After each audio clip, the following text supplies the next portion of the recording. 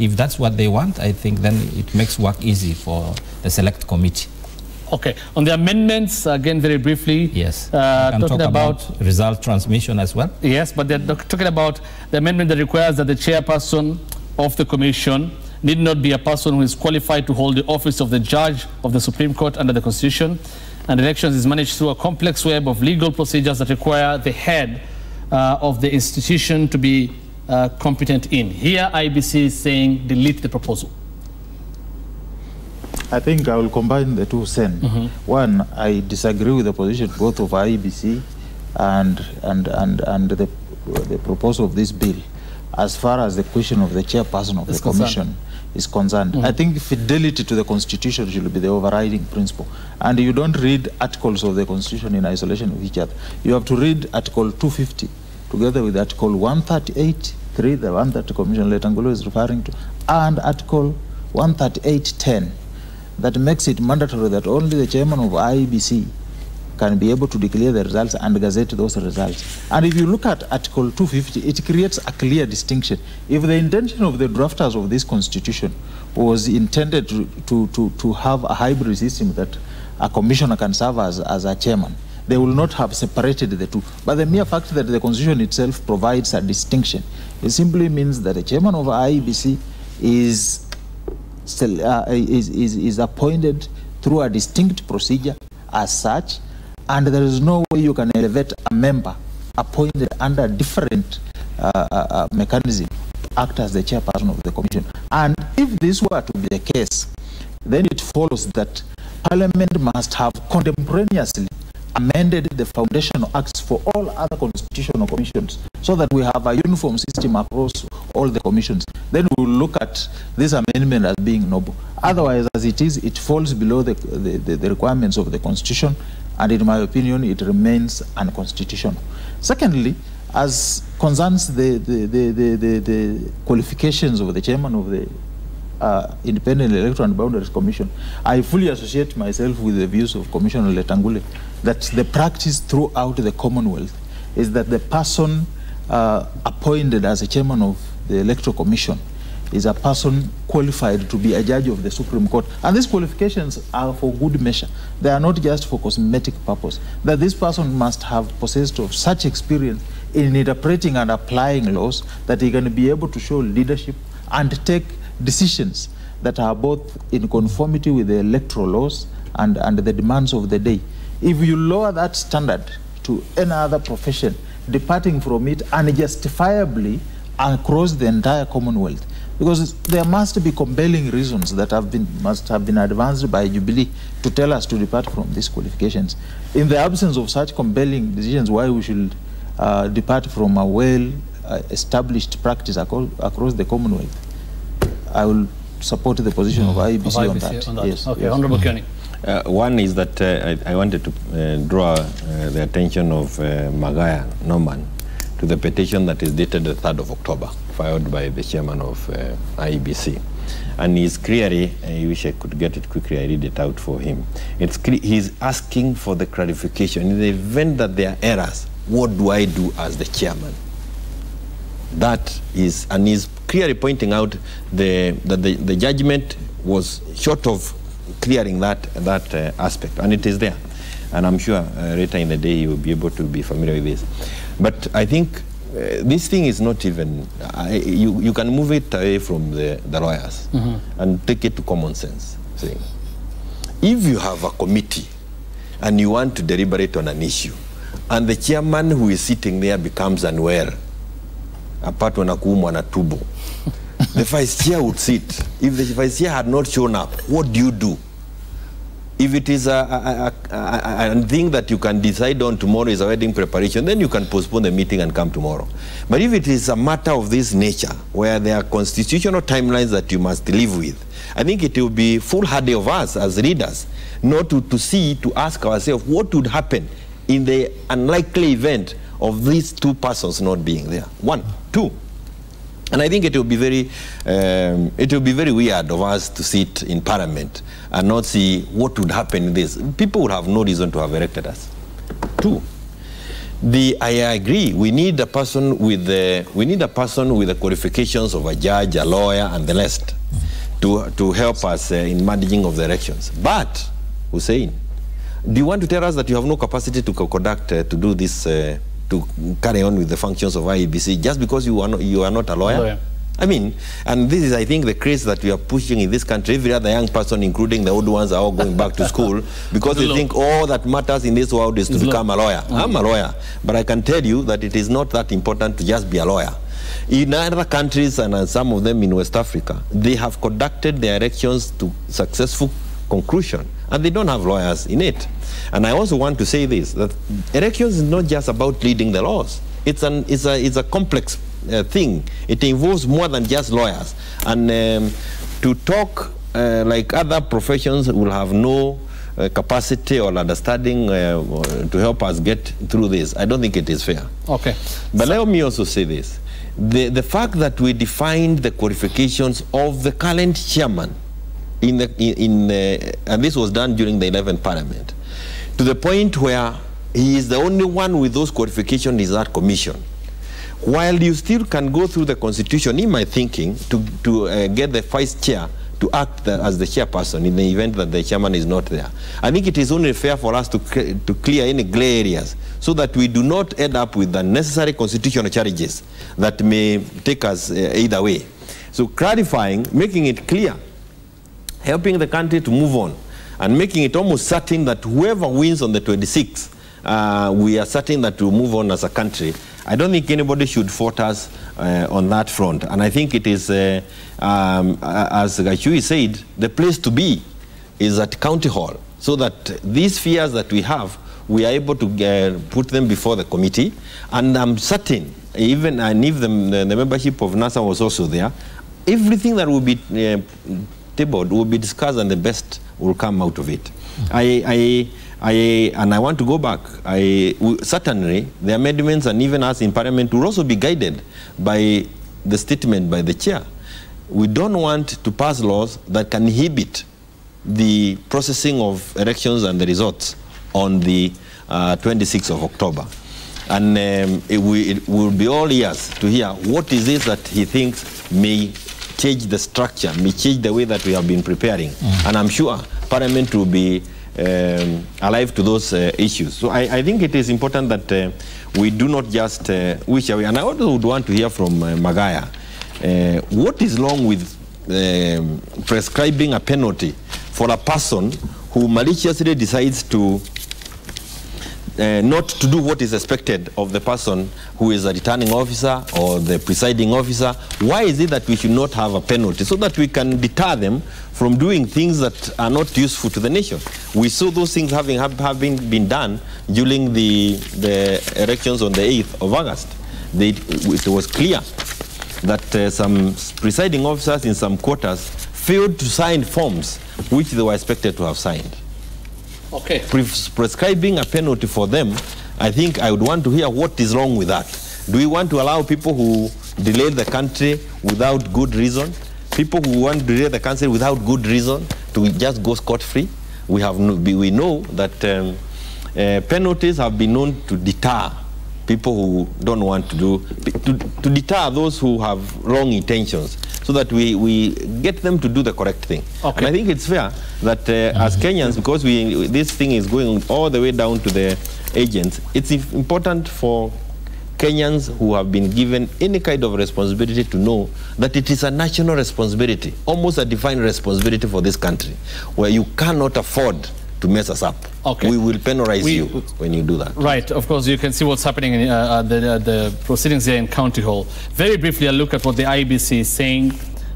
Generally, they're saying the Commission has analyzed the proposals on the bills and are making the following observations: that the effect of the Election Laws Amendment Bill 2017 as proposed will affect the electoral process in a material way, considering the Commission has developed its training materials, trained considerable number of its returning officers, and reviewed an order for print training materials based on the existing law. In addition, it says the amendments as proposed seek to introduce new terminologies hitherto until now unknown to election management, while the intention to amend some of the provisions in the Elections Act 2011 are deserving.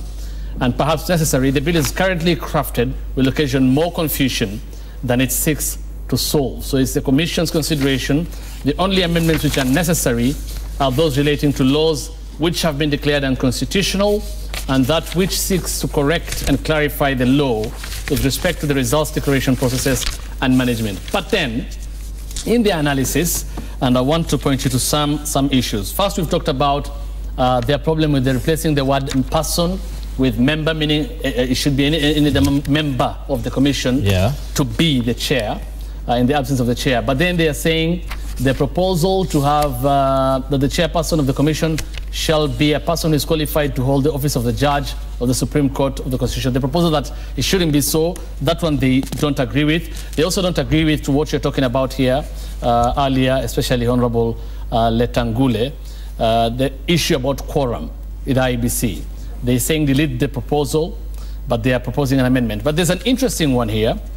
They agree with the proposal, the amendment on non-compliance with the law, section 83. I don't know what page that is there for you, but the one that says, this is the amendment, that no election shall be declared to be void by reason of non-compliance with any written law relating to that election if it appears that the election was conducted in accordance with the principles laid down in the Constitution, and that in written law, or that the non-compliance did not affect the results of the election. They are accepting that proposal. So I don't know what you think about that, especially Norman Magaya. What do you think of IEBC's response to that? That is section 83. Yes. It is not difficult to know why they are accepting that amendment. One Section 83. One is for the proper context of section 83. You need to look at because section 83, one is where they are conducted substantially non-compliance with the law. Yes. And that the non-compliance affects the results. And the architecture of the section 83 that they are seeking to amend was disconjunctive. It had used the word or. So they are seeking to amend, remove or, and make it conjunctive, and so that there must be substantial non-compliance with the law, and that non-compliance affected the results. So what that simply means to enforce is that it moves the consideration from election as a process to election as a result. That even if there has been material non-compliance with the process, but that non-compliance did not affect the results, you go to numbers, then that result cannot be invalidated. In 2013, the Supreme Court interpreted Section 83 as though it was conjunctive, that there must have been non-compliance, and that non-compliance must have affected the results. Okay. In 2017, the Supreme Court interpreted that section in its proper context, that it was disconjunctive, and says whether this affected the integrity of the results. Okay? And that section has been abused in many jurisdictions. And I will take you to the 2006 Besigye versus Museveni case, where the Supreme Court agreed with the petitioners in entirely all their allegations, but said that yes, although we have found all these multi-practices, they did not substantially affect the results. So that is where they are seeking to move us to. Okay. And you wonder why you will want to punish presiding officers, as Honorable Kioni is proposing, that you take them to jail for 5 years or so, but you don't want the transgressions for which you are jailing them to invalidate an election. Okay, we'll continue with this conversation, and as we get time to look at this analysis by IEBC, let's cross over now to Parliament. The ICT Association of Kenya making specific recommendations on utilization of technology and how it can be input in the law. The Kriegler Commission proposed the use of technology to curb electoral fraud that has caused violence in past elections. The use of technology in election ensures the efficiency, integrity, accountability, accuracy and credibility of the election, given the weaknesses of the manual system. A better approach will be to fortify the existing electronic transmission process by ensuring that all transmitted results, image or text, have a unique ID and can be traced to the officer, the specific device, prescribed form, location, time, and date they were entered. The goodness about technology, as opposed to human beings, technology can be 150% accountable. Also, penalties for officers who manipulate or willfully enter and transmit wrong results in the kits should be introduced. Mr. Chair and Madam Chair, we have a long list, but you have the list. There is one last issue that we want to raise, and this issue is basically we want to propose to insert a new clause, and this clause is storage of information. KICTANET proposes the following text. The Commission shall ensure that information collected during voter registration, voting and transmission of results is processed and stored in Kenya.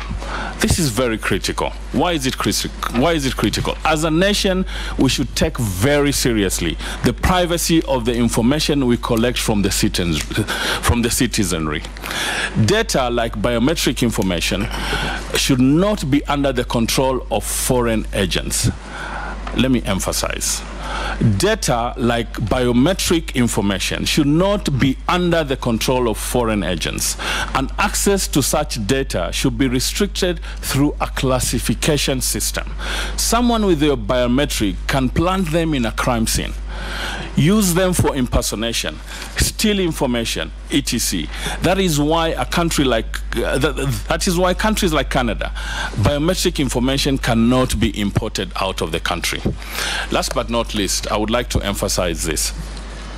Sometimes we watch all these TV series, CSI and all that, and we think some of these issues are rocket science, or it's not possible. A lot of these things that you see are actually happening. As a country, we must take cognizance of the positiveness of the use of ICTs, but we must also ensure that we mitigate against the risks of the same. Thank you very much. Thank you, Hussein and KICTANET. Members, any intervention from your side?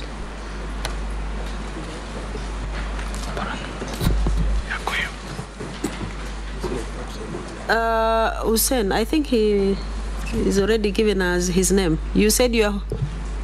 Ali Hussein. Ali Hussein, eh? And the lady Kenya ICT Action Network. Grace Githaiga. Thank you. Mheshimiwa Wahenya. We had time to give them to discuss the other amendments if they have them. We have them. If you allow us, we are able to do so. Sorry, we don't have much time. We can do that maybe via email and any other mechanisms that we have put in place. Now, Mheshimiwa Shamala. Thank you, Madam Chair. I don't have any questions. I was just hand up. Mheshimiwa Wario. Thank you. Thank you, Chair. Chair, may I thank KICTANET for this very nice presentation. The drafters of our constitution appreciate the two levels of development which our country is at today. Section 204 give remedy in equalization fund so as to bring this country at par in terms of development. There are some basic issues like provision of electricity and provision of networks which are not available in some bigger portion of this country. What is your take on this? How do we rely only on electricity when we don't have electricity, when we don't how do we rely on IT alone when we don't have even basic things like electricity and network coverage? Thank you, Mheshimiwa. Is it Hussein or who will respond? Madam Co-Chair, I'll take the question. Thank you, Honorable Member, for asking the question. It's a valid question. Kindly give us your name. My name is Barak Otieno from the Kenya ICT Action Network. I think I just want to state that we need to look at the question of technology holistically. Technology alone is just a means to an end, but not an end in itself. The whole ecosystem encompasses people, processes, and technology. And we find that electricity is just but one of the components required to make technology work. We also have solar that we can as well explore, or other forms of energy that we may as well explore. But that said, any technological implementation requires adequate time, just as any development initiative requires. And I believe with the right time, with the right framework, in technology we talk of a systems development life cycle, we should be able to put together something that is of benefit to the people and to the nation. I hope that answers the question. Thank you. Any other member? Thank you. Hussein, you want to say something? Okay. I would like to also add on to what my brother Barak has said to your query, Honorable Member. I think one of the things that we at the Kenya ICT Action Network insist is that different parts of our economy and different parts of our government should not work in isolation, should not work in silos. For example, your question may not even have a reason if we as a country had taken into consideration certain interventions in areas where there's no electricity, there's no connectivity and all that. So for example, this parliament enacted a law requiring what we call the Universal Service Fund. The Universal Service Fund, which is administered by the Communications Authority, is supposed to ensure that areas that may not necessarily have what the networks call a commercial viability, to actually ensure that through extending those networks to those areas, to ensure that Kenyans have connectivity. There is even a United Nations conversation around connectivity now being a human right. For example, if the government today says you cannot get any licensing, you cannot get your driving license, you cannot do anything unless you actually access the eCitizen portal. Now, someone in Pokot who has no connectivity, how are we supposed to deal? Are we really doing them justice as a country? So we need to start sort of working together and ensuring that all areas get the required infrastructure to enhance their lives from a government perspective, from government services, from conducting business, and so on and so forth. Thank you, Hussein. Honorable Shamala. Thank you, Hussein, and your colleagues. I have a question to ask you with regards to your presentation, where you said we need to enhance the systems. For example, if I went to a standard or any ATM, I can't insert my Yaya or one of these cards that we use to get points, right? But the problem now with the kit is that actually it will take any document. It doesn't just take the results slip. Have you understood what I'm saying? The challenge with that kit, I took you to understand when you presented that a form must be designed in that it can be only that form that would then accept that the kit would then accept. So it can't just take any paper, any falsified document. Are we on the same page with regards to that particular area?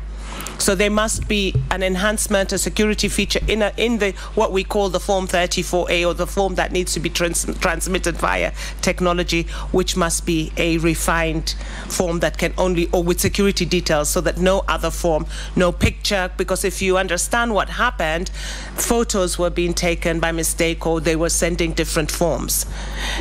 Is that what we're saying? Are we in agreement that it's human beings who create technology, so they still are superior to technology? I think we're in agreement on that. Thank you, Hussein. And can I say something? And that is why in our recommendation we are saying penalties must be introduced on humans who mess with technology. Thank you very much, Kictanet. We're really grateful for your presentation. I'm sure it's going to enrich our report. And thank you very much. Since we have your written memoranda, we want you to sign the copy that, one copy that you have presented. Thank you very much. I would like to still emphasize that as we consider that technology will enhance efficiency, that Kictanet is available to consult with the committees once there is less hassle, and if you need anything that we have proposed that is not clear. Thank you. Thank you very much. We are grateful. Kindly sign one copy of your presentation for record purposes. Now, the next group is Kenya Young Voters Alliance. I don't know whether you are here. Are you here? Okay. Kictanet, you're free to leave, or you can sit and interact with the remaining presentation if you are free, but we can release you now. Right, those are the proceedings from Parliament. The Select Committee, Joint Select Committee, Parliament Select Committee on the proposed amendments to the election laws will be crossing over back there shortly. Let's first now go to Afya House, where the Ministry of Health, led by, of course, the CS Cleopa Mailu and Josphat Nanok, COG Chair, also Governor of Turkana, currently signing a returning to work formula with clinical officers at Afya House. We are delighted, and we want to thank the union leadership and the membership, because I'm sure they must have had consultations, and out of the deliberation we have had, they reached an agreement that we can move forward. I thank you for that, and we look forward to faster deliberations as we move forward to realize recognition agreement and CBA for the clinical officers. I think at that point, let me give an opportunity to the governor, the chairman of the Council of Governors, to say one or two things. Then we give that opportunity to our colleagues in the union. Governor.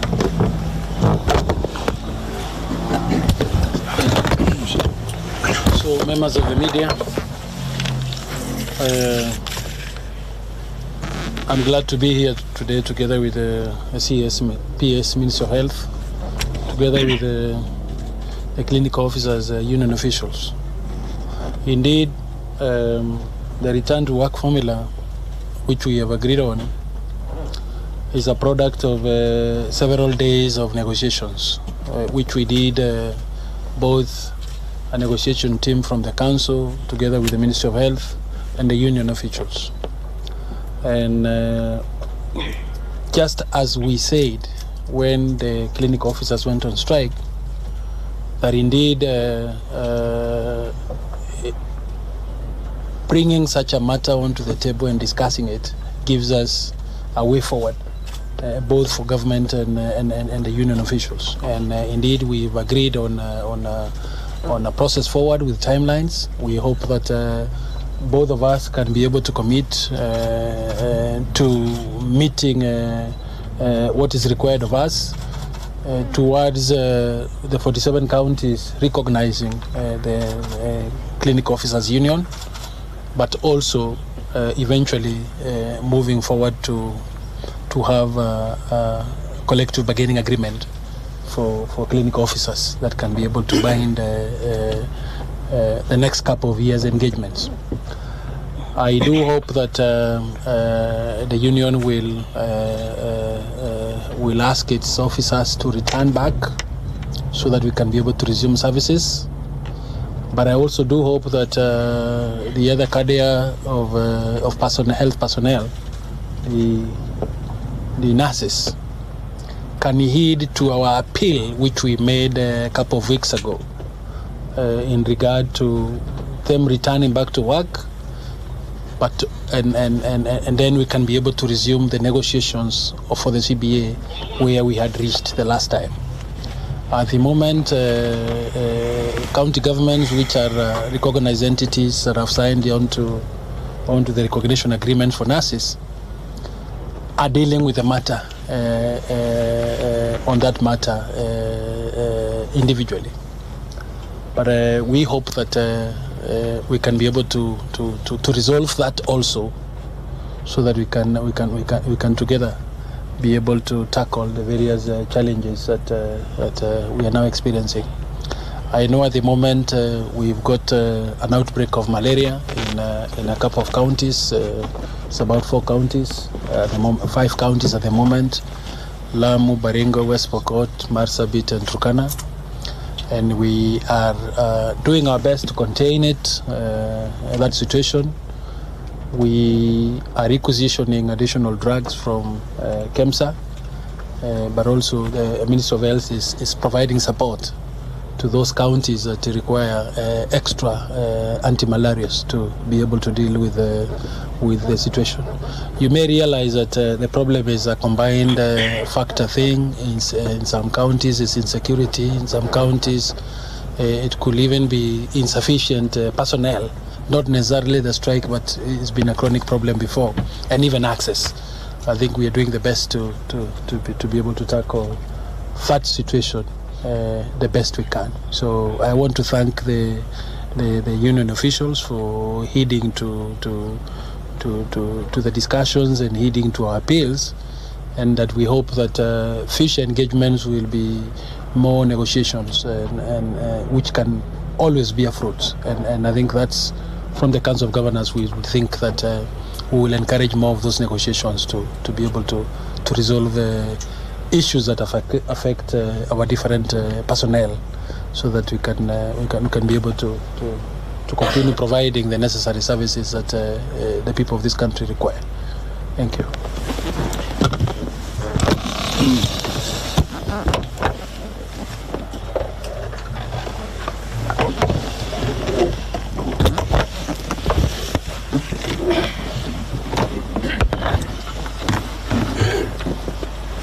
Okay. Members of the Fourth Estate, my name is George Gibore. I'm the General Secretary, Kenya Union of Clinical Officer. I want to appreciate the CS and the Chairman of the Council of Governors, the PS, and also the Governor from Baringo, and all leaders who are present today. We are here to heed to the appeal of the Ministry and the Council of Governors to have our members resume duty as we progress on the grievances that we registered. It is not because the issue has been resolved, but I think it is a beginning to have the issues resolved, as we know that a majority of our members are not happy. It is good to mention on the specific that the issue which is in contention is about the new job grouping which is being brought about by the SRC. We know that the SRC as an independent body did what we call the job evaluation, and it was based on a system called Patterson system, which has a description to every banding that it has. And under the same, we find the description that was given to the entry, to the clinical officer's job group entry, is an odious one, offensive to us because it has alienated us, downgraded us, as semi-skilled. That's what we are unhappy about. And we wish to say that the clinical officers have resolved to follow that issue with the ministry together with the Council of Governors. As we know that we did an appeal process, as the initial report has indicated that the clinical officers' entry point was to start by B4. They pushed it to B5, but still we did not resolve the issue because we want clinical officers to be regarded as a professional, as it is articulated on our Parliamentary Act, that is Clinical Officers Training, Registration and Licensing Act 2017, which affirm that clinical officers are professional. We have also a scheme of service in place, which we presume has been disregarded by the SRC. And that is not forgetting that also when this new job grouping came in place, we had an operational job grouping courtesy of the Public Service Commission, which has been existing. And when you follow on the conversion table of the SRC and what we call the implementation matrix, and what they purport now to call the new report is, I feel that it is an insult to the Kenyan population. We want to encourage that any commission which is a constitutional commission must be able to do something which actually respond to the issues. And I want to say the main purpose of the SRC to do this job evaluation was to ensure equity, harmony, and fairness in the public sector, which we feel that the report have been defeated by the same work that they did, and we are very sure that a majority of the public sector are not happy about it, similarly to the clinical officer. And hence, I wish to make this appeal to our employer, that's the national government, the Ministry of Health, through the CS and the Chairman Council of Governors, that the health workers are feeling that we have a crisis in the country and Kenyans are suffering. As even we heed to your call to go back, we are not going back because we are happy. And it is very difficult. If you take a cow to the water, you can't force it to drink. These people need to be motivated to work. I wish that the issues can be addressed as we have agreed. And I wish to encourage and say that we can have a health workers caucus which look into the issues of the health every time without waiting for a crisis for us to call meetings, which never solve issues. And actually I say it solves issues in piecemeal, which does not address the issues that Kenyans are suffering. As we know, the cost of health is very high in Kenya. And even the health workers, as we speak here, we are also suffering because we cannot afford even in the private sector. So we are not exclusion even when we go on strike. We are also suffering. And so to say, even the scheme that we have, the NHF, does not properly provide because it's not specific. It does not actually provide for the same health workers who offer the same services. And we wish to encourage that we can have a scheme which actually covers these health workers conclusively, and so that they can be able to get services when they need them. I wish also to call on the governors. I feel I need to bring this into the table that we feel, even when we seem to be grappling with the issues of health, the funding in the health sector has been quite wanting. And that's why we are actually crying of few health staffing because of the funding. When we say that our facilities are not well equipped, it is because of the funding. And I know that this country is a signatory to the Abuja Declaration, which stated that the country will be funding the health sector to a tune of 15% of the country the national budget, which has never happened. The highest it has ever gone, it is 4%. And we wish to encourage the governors to follow this and actually to advocate for the same. The health nation will be able to develop and progress if no issues are rising. As we know that we are losing a lot of patients when people go because of few issues which can be resolved without anticipating a situation that we are in. And I wish to say that, as we have said, this will be a start to address a number of issues that we have. We call upon the ministry to be on the table when they are needed. We will appreciate if we can address the main issues which are there, and actually even take into consideration that the health sectors is handled by many other cadres. I wish maybe to say if the chairman has something to put in place.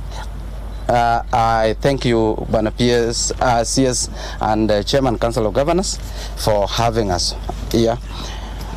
The chairman can have something. Let's exchange this. Okay, yeah, we can exchange this.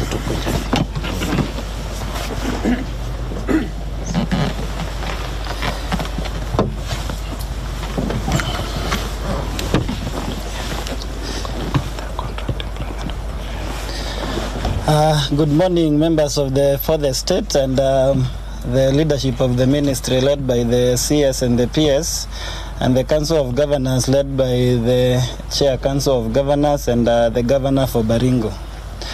I think my general has said almost everything, but what I need to add is apart from that, there are several other issues that are quite weighty, and I appreciate that we are creating a framework on which we can be able to deliberate and come up with amicable solutions for these. One of them is an issue that actually has been a thorn in the flesh for clinical officers for quite some time, being the payment of internship, because we understand an unpaid intern in a hospital is not good for the patient, but I'm sure we can be able, within the framework of negotiations, be able to address this. The other thing is the increasing number of contracted clinical officers. Some of them are being paid quite low salaries, which we don't think are compensating for their services. And this is another thing that we're also urging the Council of Governors, that is the counties, to be able to look into. And these are the matters that I think, over the next 60 days, we will be able to go into and try to see if we can come up with an amicable solution, even as we negotiate. Right, that was the chair of the Union of Clinical Workers speaking there at Afya House, where they just signed a return to work formula with the Ministry of Health and the Council of Governors. We're taking another short break now on Citizen Extra. In the next hour, we go deeper into the analysis provided by IEBC in their submissions to the Joint Parliamentary Select Committee on proposed amendments to the election law. Stay tuned.